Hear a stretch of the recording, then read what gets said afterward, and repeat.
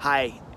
Hi, it's Andy Busch, Economist, moving my clients from chaos to confidence so that they can make better decisions about the economy and their business, and talking about Bernie Sanders and his environmental plans. Now, Sanders wants to spend a lot of money because he's a huge supporter of the Green New Deal. Now, we've got a lot of research up on the website on Sanders and on his environmental programs and the Green New Deal, and they're very expensive, and they would create major changes for the U.S. economy and major changes for the energy industry.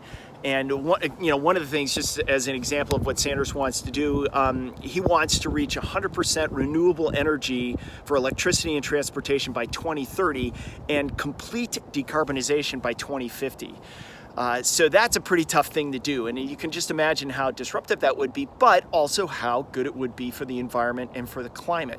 So I think that is the balance here to be struck when it comes to Sanders. Now, he wants to spend a tremendous amount of money. He doesn't necessarily list where he gets all the money from, but clearly they want to go back and do something similar to what Biden proposes, which is to not only tax polluters, but also to get rid of the Tax Cut and Jobs Act tax cuts for corporations and high-income individuals. Now, Sanders wants to make a lot of investments as well in the energy space. One of the things that he talks about is the storage shot, which is something I do like, which is where he spends about $30 billion on developing battery storage technology, and I think that's a really great thing to go towards. As probably everybody knows, I'm a huge fan of that, and I think that solves so many of the carbon issues and fossil fuel issues that we have in the United States. So let's keep that in mind as we're looking at his policies.